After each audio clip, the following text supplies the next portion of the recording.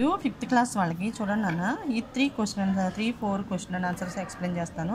నిన్న 1, 2 చేశాను కదా. బాస్మతి చావల్ కహా మిల్తా హై. బాస్మతి చావల్ అంటే చెప్పాను కదా, మనం పలావ్ వండుకుంటాం కదా. సో బాస్మతి రైస్ కహా మిల్తా హై అంటే ఎక్కడ దొరుకుతాయి అంటే ఎక్కడ పండిస్తారు అని అర్థం దీనికి. ఓకేనా.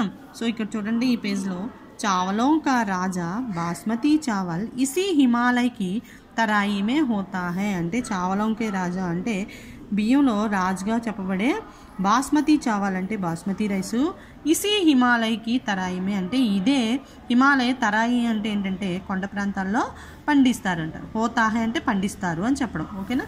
ఈ క్వశ్చన్కి 3rd క్వశ్చన్కి ఆన్సర్ ఇక్కడ నుంచి ఇక్కడ వరకు నాన్న. అలాగే 4th క్వశ్చన్ చూడండి, హిమాలయం మే క్యా క్యా మీ ఫల్ మిల్తే హై అంటే హిమాలయాల్లో ఏ ఫ్రూట్స్ దొరుకుతాయి. ఓకేనా. హిమాలయం మే అంటే హిమాలయాల్లో క్యా క్యా అంటే ఏ ఫల్ మిల్తే హై అంటే ఫ్రూట్స్ దొరుకుతాయి అని అడుగుతున్నాను. ఓకేనా. ఇక్కడ చూడండి ఇదే పేజ్లో ఇదే పారాలో సో సెకండ్లో ఉంది చూడండి, సెకండ్ లైన్లో కుల్లు, కశ్మీర్, రామ్గఢ్ और दार्जिलिंग में मीठे सेब, नाशपाती, आलू बखरा और संतरे होते हैं. సో ఇక్కడ మనం మీరు ఇక్కడ నుంచి ఇక్కడ రాయకపోయినా ఇక్కడ నుంచి చూడండి సేబ్. సో ఇది కొట్టేద్దాం. ఓకే. అక్కడ ఏమేమి పళ్ళు దొరుకుతాయి మనకి. సేబ్ అంటే యాపిల్, నాష్పతి అంటే ఒక రకమైన పళ్ళు అనమాట. ఆడు అంటే ఇది కూడా దొండపండ్లు లాంటివి ఉంటాయి అన్నమాట అవి.